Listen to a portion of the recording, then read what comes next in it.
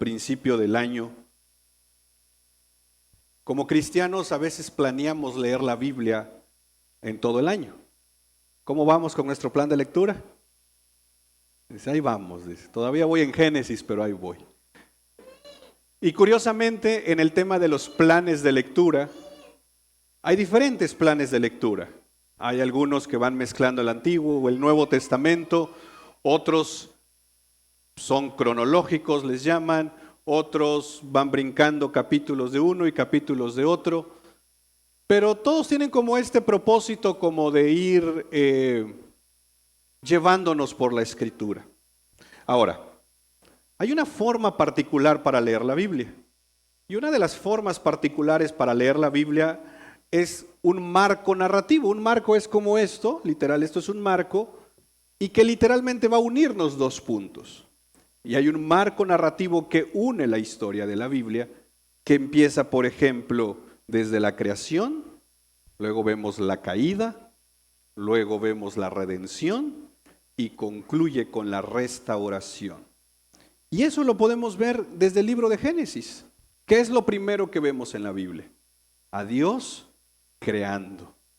No existe nada y Dios, con el poder de su palabra, crea el universo.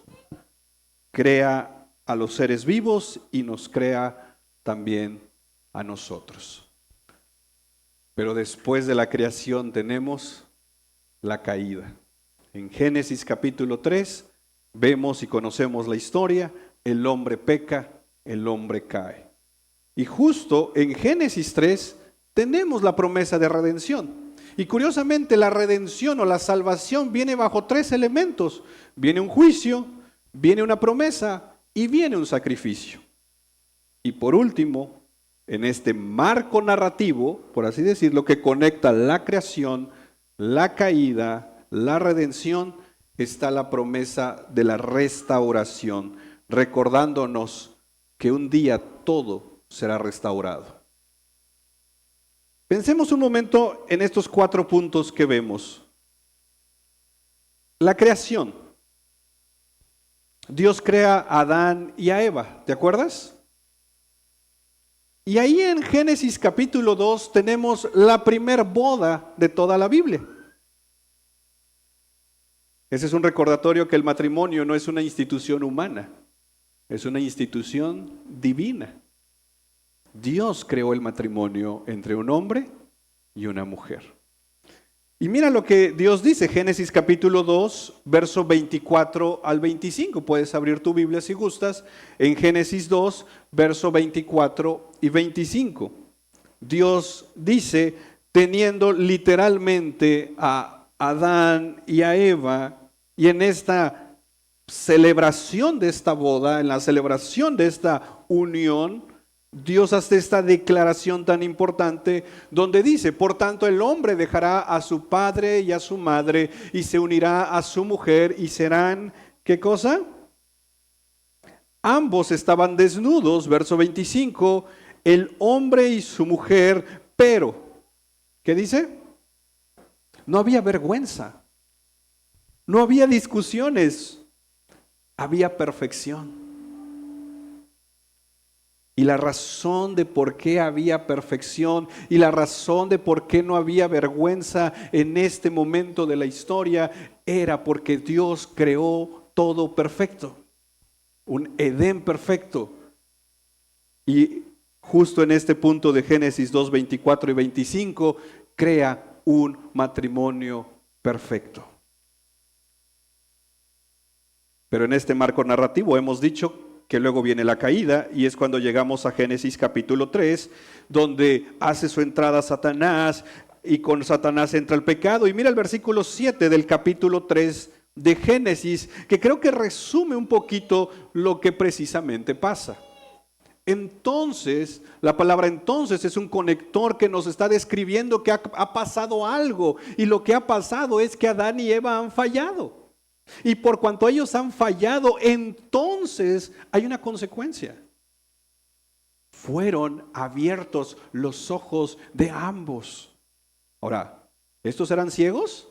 ¿Adán y Eva eran ciegos? No.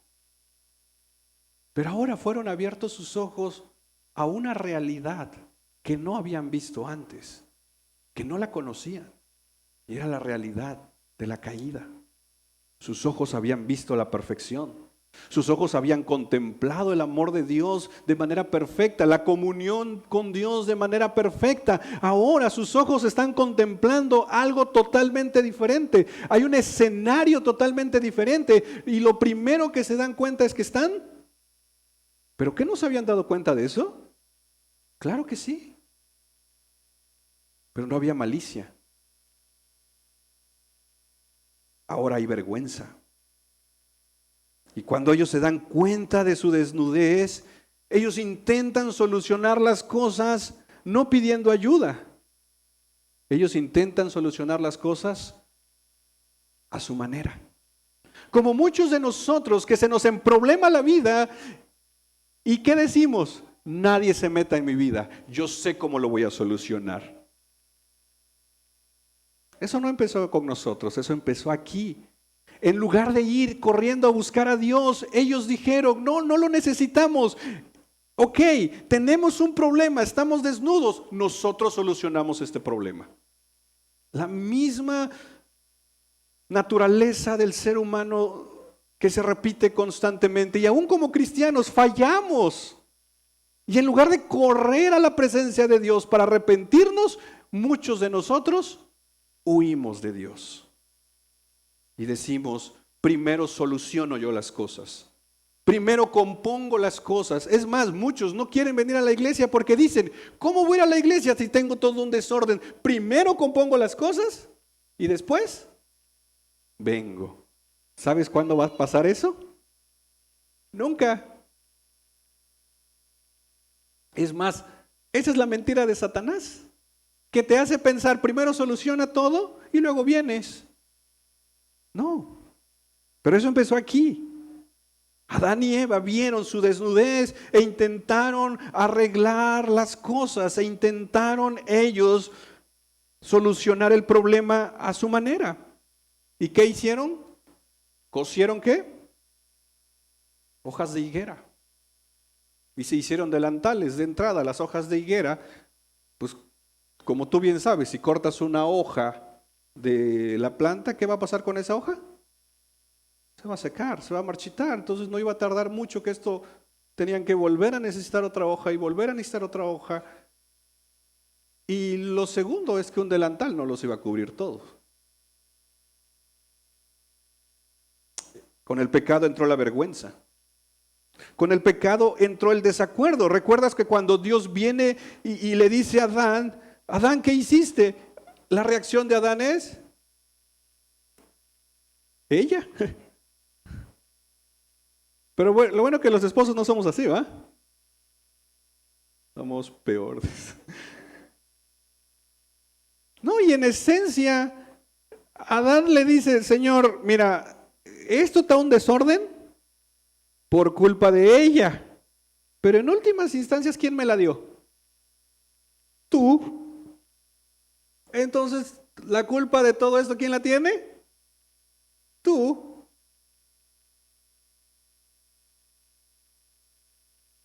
Entra la autojustificación. No, yo no tengo la culpa. Entra el orgullo. Yo voy a solucionar las cosas. Nadie se meta en mi vida. Yo soluciono como yo quiero. Yo sé hacer las cosas. ¿Sí? Sabemos hacer las cosas, pero sabemos hacer las cosas mal. Entra la falta de arrepentimiento. Adán y Eva, en lugar de venir a pedir perdón, ¿sabes qué hicieron? Se escondieron. Entra el miedo. Dice, ¿dónde estabas? Te oí y tuve miedo. Pero también entró la muerte. Hoy las relaciones entre los seres humanos no son perfectas por causa del pecado. Las guerras son por causa del pecado. Las luchas entre personas, los desacuerdos entre las personas, vaya, los problemas en el matrimonio son por una razón, por causa del pecado. Porque la Biblia dice que los conflictos vienen del corazón. Y un corazón donde no está Dios es un corazón que está muerto en sus delitos y pecados. ¿Y sabes dónde comenzó esto? En Génesis 3. Pero no solo tenemos la creación, no solo tenemos la caída, también tenemos la redención. Y mira cómo Dios trae redención bajo 3 elementos: juicio, promesa y sacrificio, que eso lo vamos a ver a lo largo de toda la Biblia. Pero empecemos con el juicio, Génesis 3:14. Mira tu Biblia en Génesis 3:14. Mira lo que dice. Y esto es bien importante porque mira a quién le está hablando Dios. Y el Señor Dios dijo, ¿a quién? Entonces el juicio, ¿sobre quién va a caer? Sobre la serpiente. Por cuanto has hecho esto, maldita serás más que todos los animales y más que todas las bestias del campo. Sobre tu vientre andarás y polvo comerás todos los días de tu vida. Pero ahí viene la promesa. Génesis 3:15. Pondré enemistad entre tú y la mujer, y entre tu simiente y su simiente. Él, ¿qué va a hacer? ¿Y tú qué va a hacer? Después en Génesis 3:16 vemos cómo Eva sufre las consecuencias de su pecado, porque sí, el pecado genera consecuencias.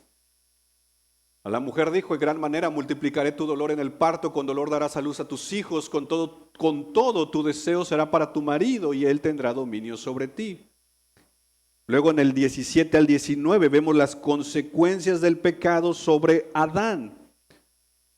Por cuanto has escuchado a la voz de tu mujer y has comido del árbol del cual te ordené, diciendo no comerás de él, maldita será la tierra por tu causa, con trabajo comerás de ella todos los días de tu vida.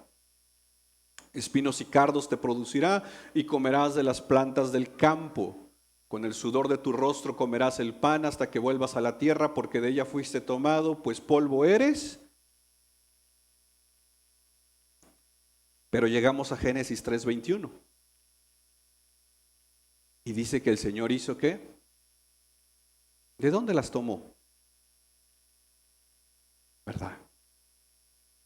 Alguien tuvo que dar su piel. Alguien tuvo que morir por culpa de ellos.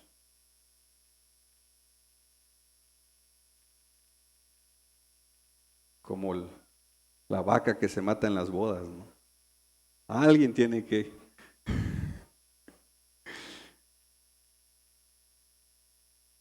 Ellos se habían cubierto con delantales, con hojas. Eso no iba a servir.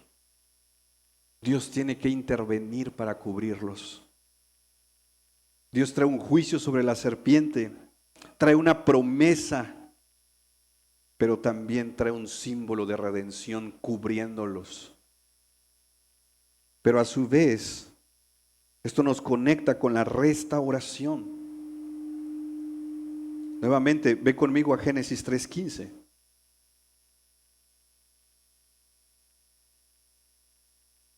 Date cuenta que aquí Dios le está hablando a la serpiente, ¿verdad?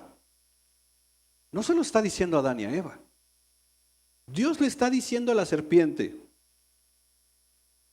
pondré enemistad entre tú y la mujer, entre tu simiente y su simiente. Es decir, de la mujer vendrá un hijo. Y si te das cuenta, y esto es importante, está en singular, su simiente, una persona. Ahora, piensa un momento en la escena. Mientras Dios está haciendo esta declaración que está prometiendo la restauración hacia un futuro, ¿dónde está Adán y Eva? ¿Dónde están? Tienen que estar en la escena. Pero están solamente en este momento, están como espectadores.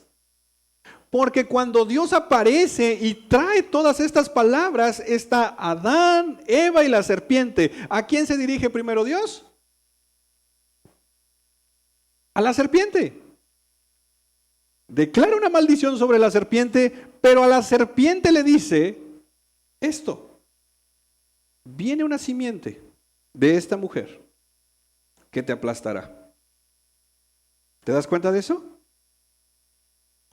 Y aquí hay algo hermoso que nos recuerda el Evangelio. En esta escena donde Dios le está diciendo a la serpiente, viene una simiente que te aplastará la cabeza, Adán y Eva son solo oidores, son solo espectadores de la escena. Y es un recordatorio del Evangelio donde Dios literalmente casi está diciendo, Adán y Eva, ustedes fallaron, pero yo voy a restaurar esto. Porque Adán y Eva no iban a poder hacer nada. Como tú y yo no podemos hacer nada por nuestra salvación. Todo lo hace el Señor porque la salvación es del Señor. Y esta es la escena. Dios no le dice a Adán y a Eva, oye Adán y Eva, ¿me ayudan a agarrar a la serpiente para que yo le hable? Oye Adán y Eva, escuchen también esto. No, Dios es claro con su palabra, recordando que Adán y Eva fallaron, pero el que iba a restaurar todo era Dios. Ahora tú y yo sabemos, porque conocemos la Biblia, que esta simiente prometida se refiere al Señor Jesús. Que en un momento de la historia, en su encarnación, Él nacería de una virgen, viviría una vida sin pecado que tú y yo no hemos podido vivir, cumpliría toda la ley dada por Dios a través de Moisés y al final entregaría su vida para morir en una cruz en el Calvario, recordándonos como un eco de Génesis 3:21, cuando alguien murió para cubrir a Adán y Eva, ahora alguien estaba muriendo para cubrirnos a nosotros. Y ese alguien es Jesucristo. Pero no solo murió, resucitó. Y no solo resucitó, ascendió a los cielos, del cual lo estamos esperando. Y ojalá tu expectativa, tu corazón esté anhelando que Cristo venga pronto. Pero si no estás en Cristo, si no eres de Cristo, si Cristo no es tu Señor y Salvador, perdóname, pero te lo tengo que decir, cuando Cristo venga, tú no te vas con Él. Y quien no esté en Cristo Jesús, quien no sea hallado en Cristo Jesús, cuando esté delante de Dios no tendrá un abogado. Lo hemos visto los miércoles, cuando hemos visto los oficios de Cristo, como nuestro profeta, Cristo como nuestro sacerdote, y cuando vemos a Cristo como nuestro sacerdote, lo vemos como nuestro intercesor, como el que está, como dice Pablo a Timoteo, es el que está entre Dios y nosotros. Y es un eco de Génesis 3:15 y de Génesis 3:21. Pero justo vemos el carácter de Dios aquí. Vemos a un Dios creador, pero también vemos a un Dios redentor y vemos a un Dios restaurador. Y en esta escena vemos a un hombre pecador.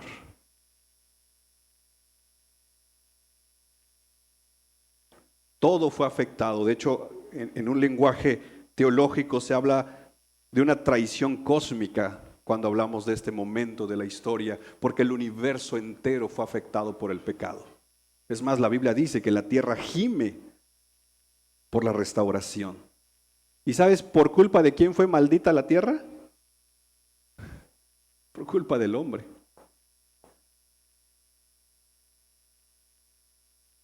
El universo fue afectado, nuestras vidas fueron afectadas, nuestras relaciones fueron afectadas por el pecado. Es por eso que nuestras vidas, la creación, nuestro matrimonio, todo lo que Dios creó anhela. Y tú y yo anhelamos ese momento donde será todo restaurado. Ahora, aquí podemos hacer una pregunta. ¿Por qué el Dios creador también es redentor y restaurador? Porque date cuenta, No existe nada y con el poder de su palabra Dios creó todo. Y a la primera Adán y Eva lo echan a perder. ¿Podía Dios crear algo nuevo? ¿Podía Dios con su palabra destruir eso y empezar otra vez? Sí, Él es poderoso, pero no lo hizo.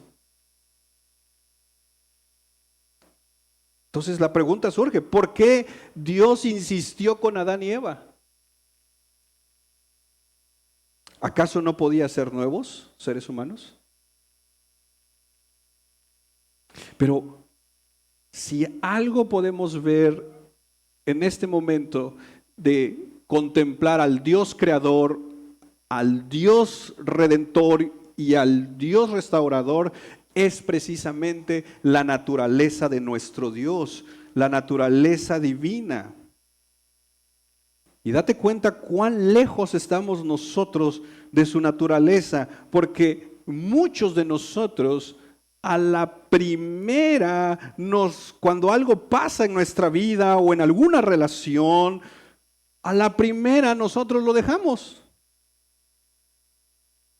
Es más, muchos, por ejemplo, por poner esto en un ejemplo práctico, muchos evangelizamos a alguien una vez y ya.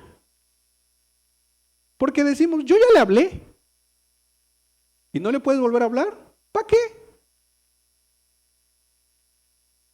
No, yo ya oré por él. ¿Y no puedes volver a orar por él? No. Hay que lo vea. Lo mismo pasa en amistades. A la primera, algo se quiebra, vámonos. Y lo triste es que el mundo parece ser que los matrimonios así son. A la primera, vámonos. Las estadísticas dicen que hoy hay más divorcios que matrimonios. ¿Te imaginas si Dios hubiera sido así con Adán y Eva? Que a la primera los deja.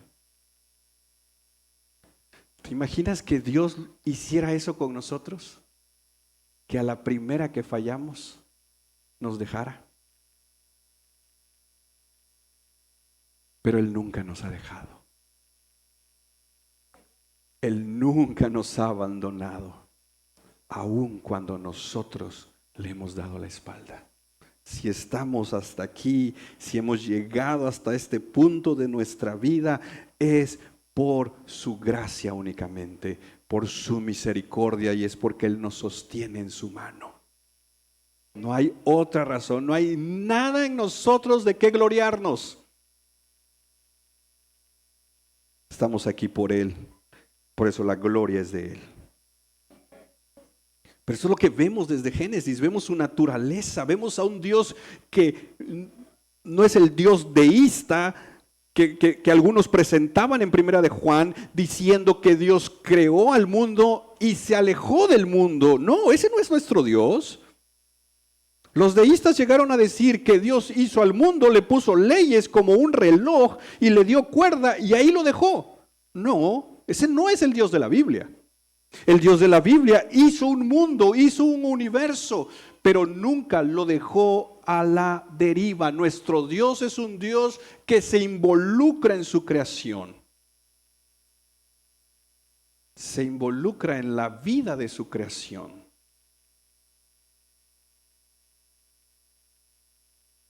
¿Y cómo se involucra Dios en su creación? Bueno, como lo hemos visto, salvándola y trayendo la promesa de restauración. Dios,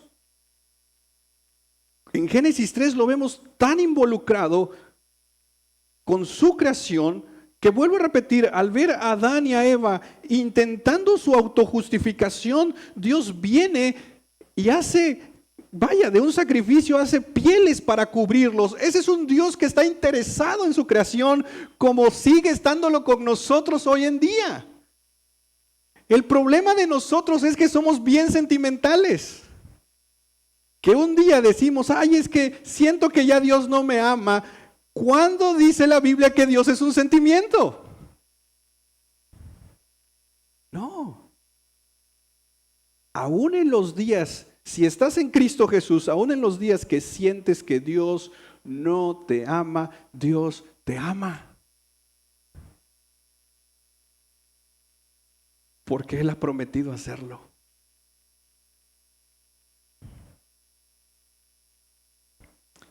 Nuevamente, la pregunta está ahí. ¿Por qué el Dios creador también es redentor y restaurador? Y hemos dicho, por su naturaleza. Ahora, pero vayamos a la Biblia para ver la razón de por qué este Dios que creó el universo se involucra con pecadores como nosotros. Y la razón nos la da Juan en su primera carta. Vayamos tantito a Primera de Juan, capítulo 4, versos 7 al 11. Primera de Juan, capítulo 4, versos 7 al 11. Y esta porción es como un sándwich así, que empieza con una declaración y termina con la misma declaración.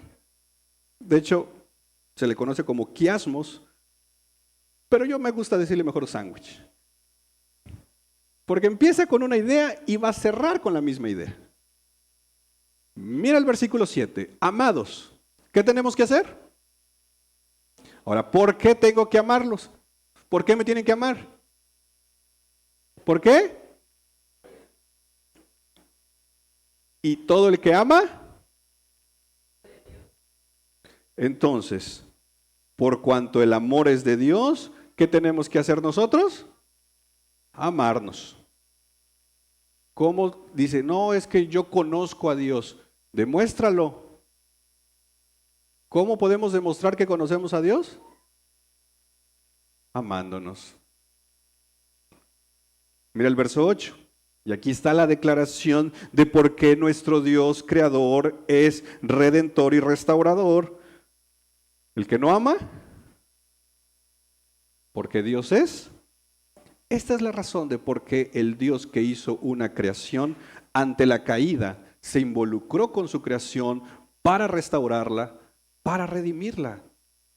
Porque Dios es amor. Es más, esto es importante que lo entendamos, porque muchas veces sí, la palabra amor puede traernos imágenes románticas de solo ciertas demostraciones, pero el amor de Dios se demuestra con acciones claras, como la que vimos en Génesis capítulo 3, donde la desnudez es cubierta a través de un sacrificio. Ahora mira cómo Juan va a hablarnos del amor de Dios en el verso 9. En esto se manifestó el amor de Dios, en que nos manda flores cada 14 de febrero. ¿Así dice? En esto se manifestó el amor de Dios, en que nos manda chocolates. No, en que Dios que envió a su Hijo. ¿No es igual un eco de Juan 3:16? De tal manera, cuando Dios le dice al mundo, cuando Dios le dice a su creación, cuando Dios le dijo a Adán y a Eva, te amo, más que un te amo, fue una acción que nace de su amor.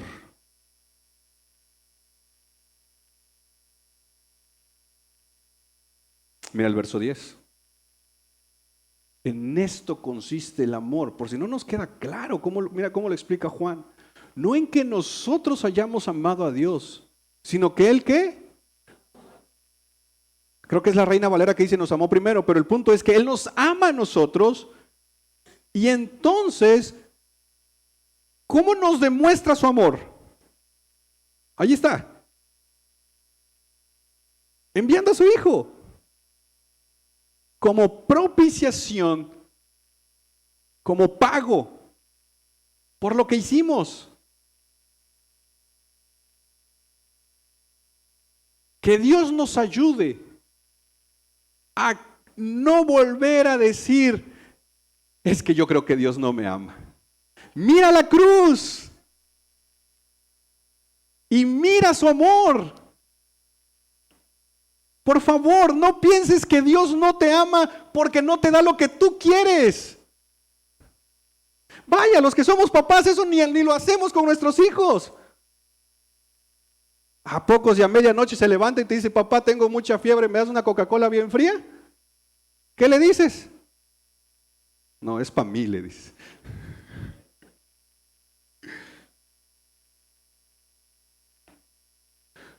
Padres, no le damos todo lo que nuestros hijos nos piden. ¿Por qué? Porque no tengo. ¿Por qué? Porque los cuidas. ¿Por qué los cuidas? Porque los amas. No les estás diciendo a cada rato te amo, te amo, te amo, te amo. Por ejemplo, los papás o aún mamás que salen a trabajar para traer comida a la casa, para pagar renta, luz, agua, internet, y el niño vea pues su video, su TikTok, pero de predicación, ¿va? Es una forma de que los papás le están diciendo a tu hijo, a los hijos, te amo. Es más, algunos papás que pasamos ciertas carencias, parte del motor que hay aquí para nuestros hijos es no quiero que pasen lo mismo. ¿Por qué? Porque los amas. El amor se traduce con acciones. Y esa viene de aquí. Dios diciéndonos, te amo. Es más, en el libro de Malaquías, el pueblo le pregunta a Dios, ¿por qué me dices que me amas? ¿Dónde está tu amor? Y así somos muchas veces nosotros. Volteamos al cielo y le decimos, ¿por qué dices que me amas si no me das lo que yo te pido? ¿Por qué me dices que me amas y no estuviste cuando más te necesitaba? Queremos medir el amor de Dios con base a las respuestas a nuestras oraciones. Y esa es una forma equivocada de medir el amor de Dios. ¿Sabes por qué? Porque de entrada el amor de Dios no se puede medir. Pero aquí hay un recordatorio del amor de Dios. Que Dios envió. Y mira cómo cierra el verso 11. Amados, si Dios nos amó, ¿qué tenemos que hacer? ¿Te acuerdas del verso 7? Amados, amémonos. Y el verso 11, amados, debemos. ¿Por qué nos podemos amar unos a otros? Porque somos amados por Dios, que es amor. Lo que movió a Dios para traer la promesa y el sacrificio en Génesis 3 no fue la actitud de Adán y Eva. Es más, recuerda, Adán y Eva cuando pecaron y Dios los llama, ¿qué hicieron? Se escondieron. Dios no dijo, Adán y Eva, veo su arrepentimiento. No, pues es que al verlos tan arrepentidos, ¿cómo no voy a hacer algo por ustedes? No, estos ya andaban en su rollo. Ya andaban cubriendo su desnudez. Ya andaban haciendo, se habían escondido de Dios.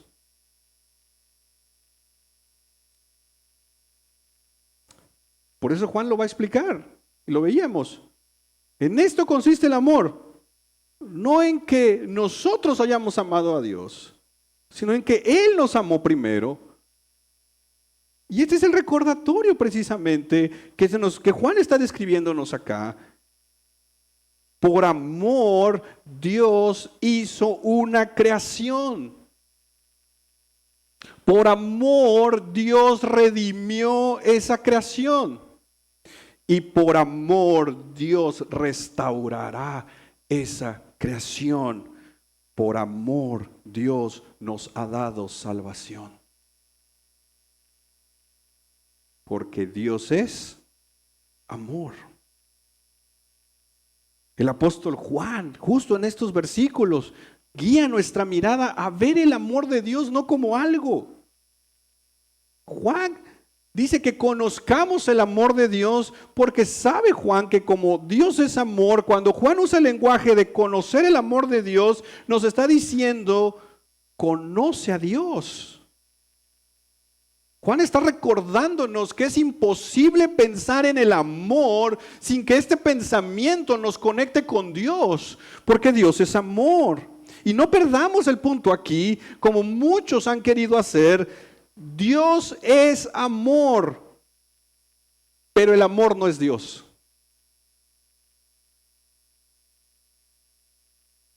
Esto es lo que quiere vender el mundo, que el amor es Dios.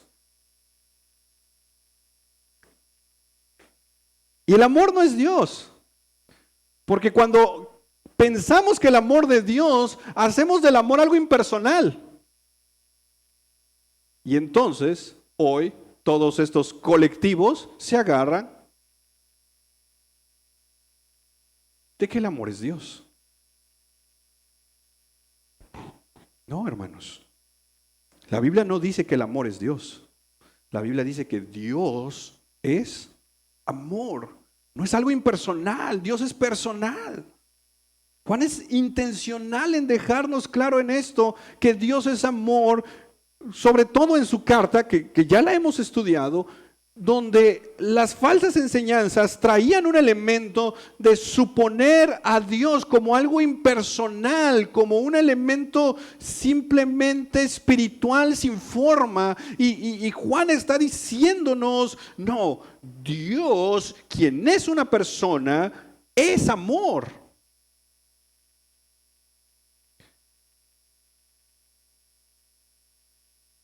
Por tanto, Dios es amor, sus acciones nacen de su amor. Su creación nació del amor, su salvación nace del amor, su restauración nace del amor, su cuidado por nosotros nace del amor. Y aquí está el llamado para nosotros. Personas imperfectas, copiando al perfecto. El amor humano, nuestro amor imperfecto, debiera aspirar al amor divino. Claro, nunca va a ser perfecto, pero tú y yo como cristianos, nuestro modelo de amor no deben ser las novelas románticas que vemos por ahí, no deben ser las historias románticas que vemos ahí diciendo, ay, cómo quisiera que esa historia fuera mi historia. No, tú y yo debemos de poner nuestra mirada en el amor divino. Ese es el estándar. Pablo lo dice. Esposos, amen a su esposa. ¿Cómo? ¿Como Romeo y Julieta? ¿Como el coreano a la coreana? Es que no sé sus nombres, hermanos, perdonen. Esposos, amen a su esposa. ¿Cómo? ¿Ven hacia dónde nos pone la mirada la Biblia?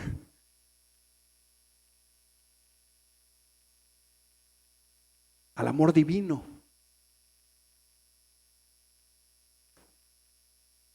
El amor divino, lo dijimos, no es un sentimiento cambiante.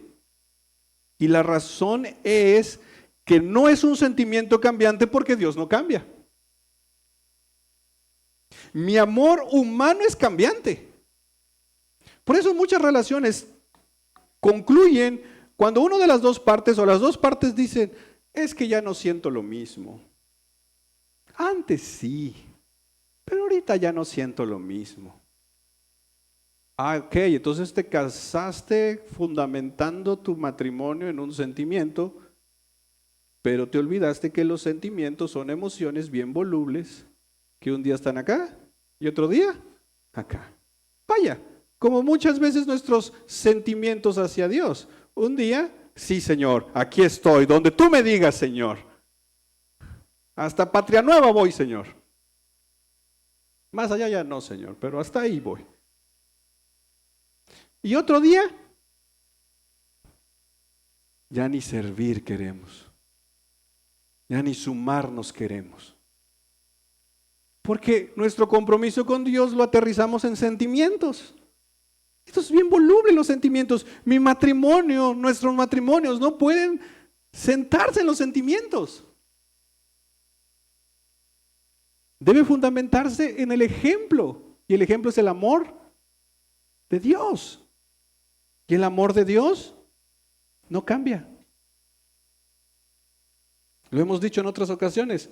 ¿Hay cosas que Dios no puede hacer? Claro que hay cosas que Dios no puede hacer. Dios no te puede amar más de lo que ya te ama y no te puede amar menos de lo que ya te ama. Si Dios pudiera amar más o menos, estaríamos diciendo que el amor de Dios es cambiante y estaríamos diciendo que Dios es cambiante y la Biblia dice que nuestro Dios no cambia. Él es inmutable. El amor divino no es una emoción. ¿Te imaginas que Dios se moviera por emociones? Que un día se levanta contento y te dice, ¿qué quieres, hijo? ¿Quieres esa tu camioneta 4x4? Ahí está. ¿Quieres tu casa de 5 pisos? Dale. Y al otro día dices, no, ya sabes que ya no, dámelos. No, nuestro Dios no cambia, no es una emoción su amor. El amor divino incluye acciones, porque ya hemos dicho, y ya lo hemos visto con Juan, Dios actúa, no se queda pasivo ante la caída, Dios actúa con promesas, con redención. Y esa es la aspiración de todo ser humano, sobre todo de todo cristiano, todo hombre y mujer nacido de nuevo. Deberíamos de aspirar a que nuestro amor se parezca cada día más al amor de Dios. Debemos trabajar por ello, debemos clamar por ayuda.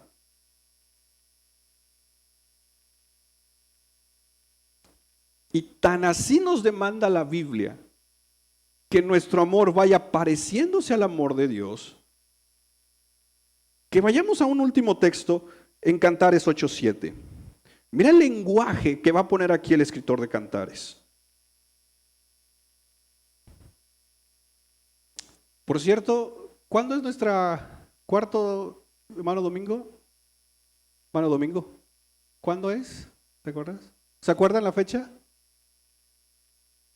No, es que la movimos para que aprovechando tenemos nuestro seminario de matrimonio, estamos estudiando cantar de los cantares, matrimonios, todos están invitados.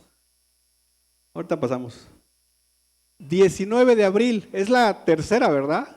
Tercera sesión de matrimonios, gracias. Estamos estudiando cantar de los cantares, la verdad que se pone muy bueno.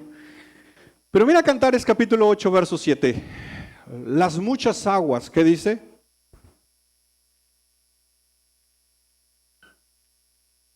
Me gusta más este texto para una ocasión especial como una boda que 1 Corintios 13. Porque 1 Corintios 13 es más como un regaño. Pero me encanta este texto. Porque en esta conversación de la esposa con el esposo y todos estos elementos alrededor de cantar, de los cantares, cuando llegamos a esta declaración, el amor es puesto como le da una figura literaria al amor. Y aquí la figura que se le da al amor es como un fuego. Y entonces, si no me equivoco, es la esposa que está hablando, dice, las muchas aguas, ¿qué? Porque el amor es como un fuego, básicamente esa es la idea. Entonces, por más agua que le puedas echar, no se va a extinguir, ni los ríos, ¿qué? Lo apagarán. Esto significa, y esto nos apunta al amor de Dios en primer lugar, porque el pecado de Génesis 3 no destruyó el amor de Dios. ¿Te das cuenta de eso? La caída de Adán y Eva no destruyó el amor de Dios, no apagó el amor de Dios. Nuestro pecado no apaga el amor de Dios. Porque las muchas aguas no van a extinguir el amor de Dios. Los ríos no lo van a apagar. Es por eso que cuando tenemos una boda y se hacen los votos matrimoniales, justo en el momento de los votos, los contrayentes prometen amarse. ¿Hasta cuándo? Hasta que la muerte los separe. ¿Podrán en sus fuerzas? No. ¿Podrán en sus sentimientos? No. Pero sí podrán desde el amor de Dios. No dice hasta que mis sentimientos me separen, hasta que los problemas nos separen, no. Y el recordatorio que se da muchas veces en consejería es, si nos falta amor, vayamos con aquel que es amor. Y este es un recordatorio para todo creyente. Me cuesta amar a mis hermanos, me cuesta amar la obra de Dios. Lo decíamos hace un par de domingos cuando estamos ahorita viendo 1 Timoteo. El principal mandamiento, amar a Dios y amar al prójimo. La gran comisión, ir y hacer discípulos. Entonces, mira cómo la vida cristiana se envuelve dentro del amor. Es amar a Dios, amar al prójimo y amar al perdido. Y dices, ¿y yo? ¿Yo no me voy a amar? No, ya lo hemos dicho y nos los enseñaron. Nuestro problema no es que no nos amemos. Nuestro problema es que nos amamos demasiado, al grado que somos bien egocentristas. Por eso Dios viene y dice, amar a Dios, amar al prójimo y amar al perdido. Es que me cuesta. Ve a la fuente. ¿Quién es? Dios. Porque Dios es amor. Y luego el mismo texto dice, en la segunda frase, si el hombre diera todos los bienes de su casa por amor, ¿qué pasaría? Solo lograría desprecio. ¿Sabes por qué? Porque el amor de Dios no se puede comprar. ¿Qué vas a dar por el amor de Dios? Es más, en el lenguaje del profeta Isaías dice que todas nuestras obras de justicia sin Cristo, fuera de Dios, por muy buenas obras, dice el profeta Isaías, son como un trapo sucio delante de Dios.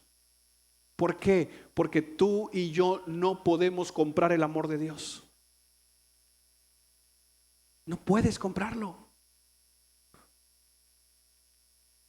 ¿Qué podía hacer Adán y Eva para ser restaurados? Nada. ¿Qué podemos dar nosotros para que Dios nos ame? Nada. Él nos ha amado porque Él lo decidió hacerlo.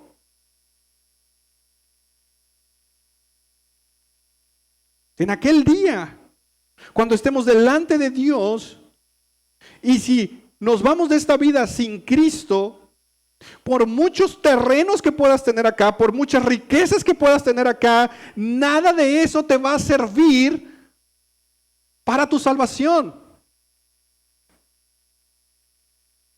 En aquel día solo necesitas haber sido cubierto por la sangre del Cordero, que es Cristo Jesús. Porque la salvación es por gracia únicamente, por fe únicamente, por Cristo únicamente, para la gloria de Dios únicamente. Es más, el texto es tan claro, no podemos comprar el amor de Dios. Si quisiéramos comprarlo, lo que recibiríamos sería un desprecio. Y nuevamente esto nos apunta a Juan 3:16 también, recordándonos que Dios nos amó porque Él lo decidió hacerlo. Y esto es un recordatorio que el amor no se vende y tampoco se compra. El amor se da. Es una decisión. Dios decidió amarnos. No hubo en nosotros algo que lo motivara. Él decidió hacerlo. Dios amó al mundo que dio. Y este es un recordatorio desde nuestro amor imperfecto, copiando lo perfecto. Si Dios decide amarnos dando a su Hijo, date cuenta de esto. Aquí hay un elemento gramatical importante y lo hemos dicho en otras ocasiones. La palabra amor es un verbo, ¿estamos de acuerdo? La característica de los verbos es que se conjugan, ¿verdad? Yo corro, tú corres, él corre, nosotros corremos. Son acciones. Yo amo, tú amas, nosotros amamos, él ama. Son acciones. Si yo te digo, yo corro, ¿entiendes la acción? ¿Qué estoy haciendo?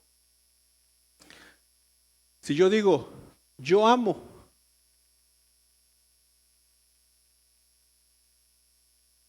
¿qué estoy haciendo? Dice, amando. ¿Pero qué estoy haciendo? ¿Cómo se ve? Porque el correr se ve. Pero el amar, ¿cómo?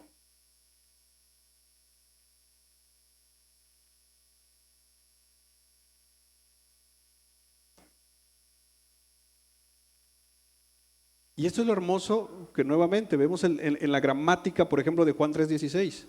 Dios amó, está el verbo, pero mira cómo lo combina con otro verbo. Dio. Y este es un recordatorio para nosotros, que la próxima vez que le digamos a alguien, te amo, debe ir acompañado con un verbo más. Te amo, por tanto, me comprometo a. Porque luego nos encanta a veces como cristianos en nuestro lenguaje decir, te amo en el amor de Cristo. Pero en cuanto te vas, hablo mal de ti.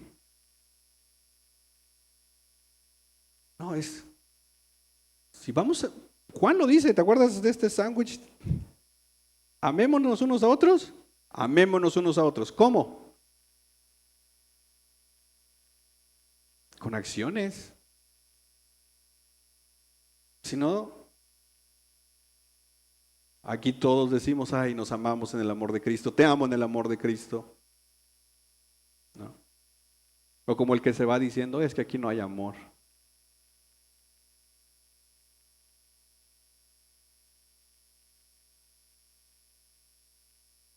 La gran narrativa de la Biblia nos ayuda a ver y a conocer más a Dios, al Dios creador, que también es redentor, restaurador. Y lo ha hecho porque Dios es amor. Dios nos ama porque es amor. Y quiero concluir con estos dos pensamientos. Uno, que Dios nos ayude a que nuestro amor a Dios y a quienes nos rodean no se extinga, como dice Cantares. Que las muchas aguas que puedan venir, que los muchos ríos que puedan venir, no lo extingan. Sigamos amando a Dios hasta cuando o Él nos lleve o Él venga. Llenémonos de su amor para que los que estemos casados sigámonos amándonos.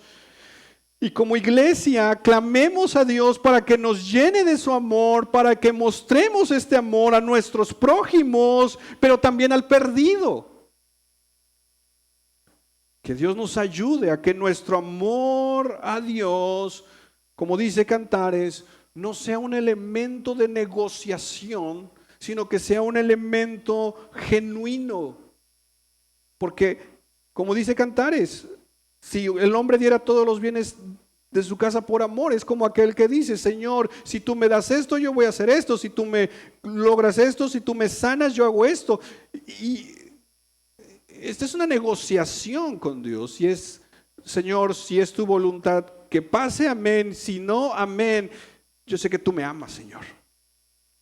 Yo sé que tu amor no cambia por mí, y ayúdame a que mi amor por ti tampoco cambie, Señor, sino todo lo contrario, crezca más y más. Y aquí un buen recordatorio como iglesia, y aquí un buen recordatorio para el matrimonio que hoy van a dar sus votos. Clamemos por amor cuando éste pueda faltar en casa. Llénense del amor de Dios, porque como consecuencia se amarán entre ustedes. ¿Les parece si oramos? Ponte de pie y vamos a orar. Padre, en el nombre de Jesús, reconocemos, Señor, que muchas veces no te amamos como lo decimos. Nuestros labios muchas veces dicen que te amamos, pero nuestra vida no refleja eso. Padre, gracias por recordarnos que tú nos amas con un amor eterno, inmutable, perfecto. Ayúdanos, Señor. Ayúdanos a que nuestro amor vaya siendo moldeado, Señor, por tu amor. Y que en primer lugar, Señor, te amemos con toda nuestra vida. En segundo lugar, Señor, que amemos a nuestro prójimo. Para los que estamos casados, Señor, que amemos a nuestra esposa, a nuestro esposo, a nuestros hijos. Que amemos a nuestros hermanos, Señor, de la iglesia local o las congregaciones, Señor, que tú nos permites tener comunión. Ayúdanos a amar a tu iglesia, que es tu cuerpo, Señor. Pero también, Señor, ayúdanos a amar al perdido, de tal manera que seamos movidos a compartirle el evangelio, Señor. Ayúdanos, por favor, Señor.